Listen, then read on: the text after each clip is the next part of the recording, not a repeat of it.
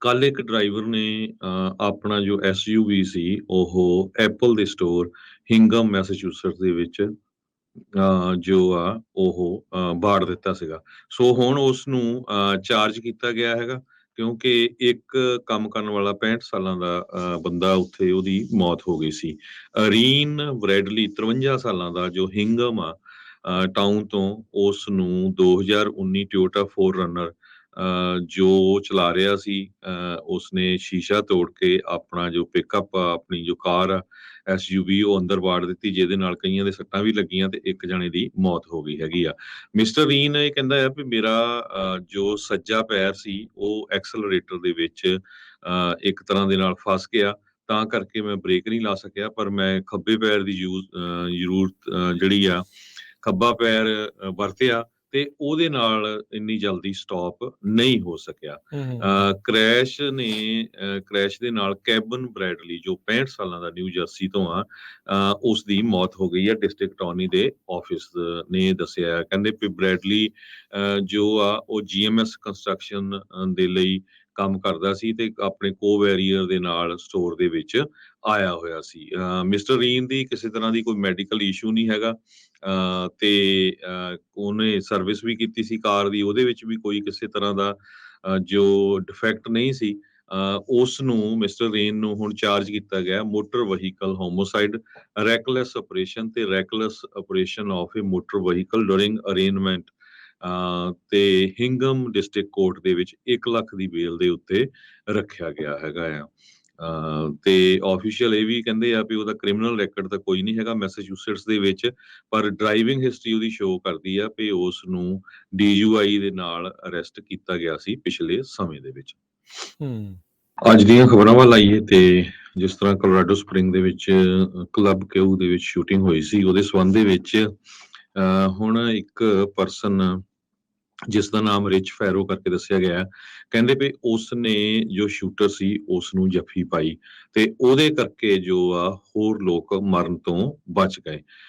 Rich ਫੈਰੋ ਸਾਬਕਾ army ਦਾ veteran ਹੈਗਾ। ਉਹ ਕਹਿੰਦਾ ਵੀ ਮੈਂ ਆਪਣੇ ਪਰਿਵਾਰ ਦੇ ਨਾਲ ਕਲੱਬ ਕਿਊ ਦੇ ਵਿੱਚ ਗਿਆ ਸੀ, ਜਿੱਥੇ ਕਿ ਉਹਦੀ ਡਾਟਰ ਦੇ ਫਰੈਂਡਸ ਨੇ ਪਰਫਾਰਮ ਕਰਨਾ ਸੀ, ਨਾਲ ਉਹਦੀ ਵਾਈਫ ਸੀ ਤੇ ਉਹਦੀ ਡਾਟਰ ਤੇ ਡਾਟਰ ਦਾ ਬॉयਫ੍ਰੈਂਡ ਸੀਗਾ। ਕਹਿੰਦਾ ਵੀ ਜਦੋਂ ਅਸੀਂ ਗਏ ਉੱਥੇ ਬੜਾ ਮਾਹੌਲ ਵੈਲਕਮਿੰਗ ਸੀ, ਬੜਾ ਅੱਛਾ ਮਾਹੌਲ ਸੀਗਾ, ਪਰ ਇੱਕਦਮ ਉਹ ਚੇਂਜ ਹੋ ਗਿਆ ਜਦੋਂ ਸ਼ੂਟਰ ਨੇ ਗੋਲੀਆਂ ਚਲਾਣੀਆਂ ਸ਼ੁਰੂ ਕਰ ਦਿੱਤੀਆਂ। ਕਹਿੰਦਾ ਮੇਰੇ ਕੋਲ ਕੋਈ ਹੋਰ ਆਪਸ਼ਨ ਨਹੀਂ ਸੀ, ਜਾਂ ਤਾਂ ਮੈਂ ਆਪਣੇ ਪਰਿਵਾਰ ਨੂੰ ਮਰਨ ਦਿੰਦਾ ਤੇ ਜਾਂ ਫਿਰ ਆਪ ਜਾ ਕੇ ਉਹਨਾਂ ਨੂੰ ਫੜ ਲੈਂਦਾ।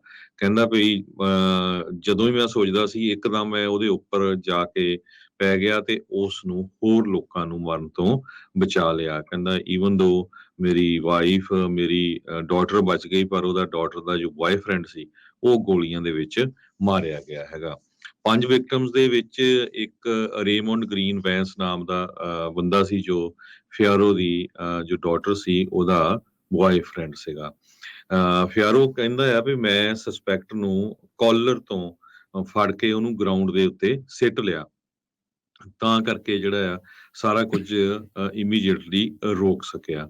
ਸੋ ਕਹਿੰਦਾ ਵੀ ਮੈਂ ਕੋਈ ਹੀਰੋ ਤਾਂ ਹੈ ਨਹੀਂ, ਪਰ ਕਿਉਂਕਿ ਮੇਰੀ ਸਰਵਿਸ ਮਿਲਟਰੀ ਦੀ ਸੀ, ਟ੍ਰੇਨਿੰਗ ਸੀਗੀ ਤੇ ਹੌਸਲਾ ਸੀਗਾ, ਜਿਹਦੇ ਕਰਕੇ ਉਸ ਨੂੰ ਜੋ ਸ਼ੂਟਰ ਸੀ ਉਸ ਨੂੰ ਜਿੰਨੀ ਜਲਦੀ ਹੋ ਸਕਿਆ ਉਸ ਨੂੰ ਫੜ ਸਕਿਆ ਤੇ ਹੋਰ ਲੋਕਾਂ ਨੂੰ ਹੋਰ ਲੋਕਾਂ ਦੀ ਜਿਹੜੀ ਮੌਤ ਆ ਉਹ ਉਸ ਤੋਂ ਬਚ ਸਕੇ, ਕਿਉਂਕਿ ਨਹੀਂ ਤਾਂ ਜਿਸ ਹਿਸਾਬ ਨਾਲ ਉਹਦੇ ਕੋਲ ਗਨ ਸੀਗੀਆਂ ਬਹੁਤ ਵੱਡੀ ਗਿਣਤੀ ਦੇ ਵਿੱਚ ਲੋਕ ਮਾਰੇ ਜਾ ਸਕਦੇ ਸੀਗੇ। ਕਹਿੰਦਾ ਵੀ ਮੇਰੀ ਜਿਹੜੀ ਮਿਲਟਰੀ ਦੀ ਬੈਕਗ੍ਰਾਉਂਡ ਆ, 3 ਵਾਰ ਉਸਨੇ ਇਰਾਕ ਤੇ ਅਫਗਾਨਿਸਤਾਨ ਦੇ ਵਿੱਚ ਟੂਰ ਕੀਤਾ ਸੀ ਤੇ ਫੋਰਟ ਕਾਰਸਨ ਦੇ ਉੱਤੇ ਜੋ ਮਿਲਟਰੀ ਬੇਸ ਆ ਕੰਮ ਕੀਤਾ ਸੀ।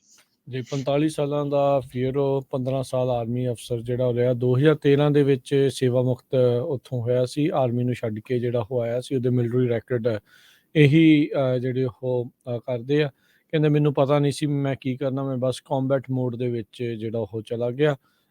ਤੇ ਜਿੱਦਾਂ ਤੁਸੀਂ ਦੱਸਿਆ ਵੀ ਉਹਨੂੰ ਇਹ ਸੀਗਾ ਵੀ ਜੇ ਇਹ ਚੀਜ਼ ਨਾ ਕਰਦਾ ਤਾਂ ਉਹਦੇ ਪਰਿਵਾਰ ਦੇ ਨਾਲ ਹੋਰ ਵੀ ਬਹੁਤ ਸਾਰੇ ਲੋਕ ਜਿਹੜੇ ਉਹ ਮਰ ਸਕਦੇ ਸੀ। ਉਹਦੇ ਪਰਿਵਾਰ ਦੇ ਜਿਹੜੇ ਜੀ ਆ ਫੱਟੜ ਹੋਏ ਨੇ ਤੇ ਉਹ ਇਸ ਟਾਈਮ ਜ਼ੇਰੇ ਇਲਾਜ ਨੇ ਤੇ ਆਪਣੀ ਰਿਕਵਰੀ ਕਰਨ ਦੇ ਵੱਲ ਨੂੰ ਜਿਹੜਾ ਹੌਲੀ ਹੌਲੀ ਹੀ ਵੱਧ ਰਹੇ। ਉੱਥੋਂ ਦੇ ਜਿਹੜੇ ਮੇਅਰ ਜੌਨ ਸਦਰਸ ਆ, ਉਹਨਾਂ ਨੇ ਕਿਹਾ ਵੀ ਇਹਨੇ ਅੱਜ ਕਈ ਜਾਨਾਂ ਜਿਹੜੀਆਂ ਆ ਉਹ ਬਚਾਈਆਂ ਆ। ਜੇ ਤੁਸੀਂ ਪਿਛਲੇ ਕੁਛ ਸਮੇਂ ਦਾ ਟ੍ਰੈਂਡ ਦੇਖੋ ਮਾਸ ਸ਼ੂਟਿੰਗਸ ਦਾ, ਤੇ ਇਹ ਜਿਹੜੇ ਨੌਜਵਾਨ ਇਸ ਟਾਈਮ ਸਭ ਤੋਂ ਜ਼ਿਆਦਾ ਜਿਹੜੇ ਹਿੰਸਕ ਆ ਉਹ ਹੋ ਰਹੇ ਨੇ। ਸੋ ਇਹ ਇੱਕ ਨਵਾਂ ਟ੍ਰੈਂਡ ਜਿਹੜਾ ਆ ਰਿਹਾ, ਜਿਹੜਾ ਕਿ ਚਿੰਤਾਜਨਕ ਆ ਵੀ ਇਹ ਇਹਨਾਂ ਨੂੰ ਕੌਣ ਜਿਹੜਾ ਇਸ ਪਾਸੇ ਵੱਲ ਨੂੰ ਜਿਹੜਾ ਉਹ ਧੱਕ ਰਿਹਾ ਆ, ਜਾਂ ਫਿਰ ਇਹਨਾਂ ਦੇ ਮਨ ਦੇ ਵਿੱਚ ਇੰਨੀ ਨਫ਼ਰਤ, ਇੰਨੀ ਹੇਟ ਜਿਹੜੀ ਉਹ ਕਿਉਂ ਫੈਲ ਰਹੀ ਆ। ਸੋ ਬਹੁਤ ਸਾਰੇ ਜਿਹੜੇ LGBTQ ਵਾਲੇ ਪਾਸੇ ਆ, ਉਹ ਓਬਵੀਅਸਲੀ ਉਹ ਕਈ ਪੋਲੀਟੀਸ਼ੀਅਨਾਂ ਦੇ ਉੱਤੇ ਉਂਗਲ ਵੀ ਜਿਹੜੀ ਉਹ ਚੱਕਦੇ ਆ, ਕਹਿੰਦੇ ਵੀ ਇਹਨਾਂ ਨੇ ਸਾਡੇ ਪ੍ਰਤੀ ਜਿਹੜੀ ਹੇਟ ਜਿਹੜੀ ਉਹ ਵਧਾਈ ਹੈਗੀ ਆ।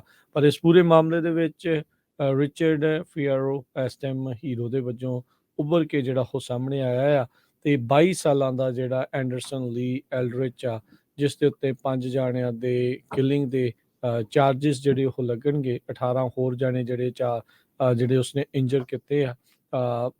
ਜਦੋਂ ਵੀ ਟਰਾਇਲ ਚੱਲਦਾ, ਸਾਰਾ ਕੁਝ ਹੋਊਗਾ, ਤੇ ਲੰਮੇ ਸਮੇਂ ਦੇ ਲਈ ਅੰਦਰ ਇਸ ਪੂਰੇ ਮਾਮਲੇ ਦੇ ਵਿੱਚ ਉਹ ਜਾ ਸਕਦਾ ਹੈਗਾ ਆ। ਸੋ ਇਹ ਬੜੀ ਚਿੰਤਾ ਵਾਲੀ ਜਿਹੜੀ ਗੱਲ ਬਣੀ ਪਈ ਹੈ। ਹਰਜੋਤ ਸਿੰਘ ਜੀ, ਕਿਤੇ ਚਲ ਜਾਓ, ਸਕੂਲ ਹੋ ਗਿਆ, ਹੁਣ ਧਾਰਮਿਕ ਥਾਵਾਂ ਦੇ ਉੱਤੇ, ਕੋਈ ਕਲੱਬ ਦੇ ਵਿੱਚ ਕਿਤੇ ਕੋਈ ਗੱਡੀ ਚੜੀ ਜਾਂਦਾ, ਕਿਤੇ ਕੋਈ ਗੋਲੀ ਮਾਰੀ ਜਾਂਦਾ ਆ। ਕਮਲੇ ਹੋਏ ਪਏ ਆ ਲੋਕ। ਸੋ ਆਪਾਂ ਨੂੰ ਬਹੁਤ ਜ਼ਿਆਦਾ ਸਤਰਕ ਜਿਹੜਾ ਉਹ ਰਹਿਣ ਦੀ ਜ਼ਰੂਰਤ ਹੈਗੀ ਆ ਵੀ ਅਜਿਹੇ ਸ਼ਦਾਈ ਲੋਕਾਂ ਦਾ ਹੋਵੇ ਕੀ। ਤੇ ਕੋਲੋਰਾਡੋ ਦੇ ਵਿੱਚ ਦੇਖੋ ਹਰਜੋਤ ਸਿੰਘ ਜੀ ਵੀ ਅਜੇ ਰੈੱਡ ਫਲੈਗ ਲਾਅ ਹੋਣ ਦੇ ਬਾਵਜੂਦ ਵੀ, ਇੱਕ ਵਾਰੀ ਇਸ ਦੇ ਉੱਤੇ ਹੋਮਮੇਡ ਬੰਬ ਜਿਹੜਾ ਲੱਭਣ ਦੇ ਬਾਵਜੂਦ ਵੀ ਇਹ ਬੰਦਾ ਇਹ ਸਾਰਾ ਕੁਛ ਕਰਨ ਦੇ ਵਿੱਚ ਕਾਮਯਾਬ ਜਿਹੜਾ ਹੋ ਰਿਹਾ ਹੈ। ਬੜੇ ਵੱਡੇ ਵੱਡੇ ਸਵਾਲਾਂ ਦੇ ਉੱਤਰ ਜਿਹੜੇ ਉਹ ਚਾਹੀਦੇ ਆ, ਪਰ ਆਪਾਂ ਨੂੰ ਇਹ ਪਤਾ ਹੈ ਵੀ ਇਹ ਸਾਰੀ ਜਿਹੜੀ ਗੱਲਬਾਤ ਆ ਇਵੈਂਚੁਅਲੀ ਅੰਡਰ ਦਾ ਰਗ ਜਿਹੜੀ ਉਹ ਜਾਣੀ ਆ, ਤੇ ਅਗਲੀ ਸ਼ੂਟਿੰਗ ਲਈ ਆਪਾਂ ਫੇਰ ਵੇਟ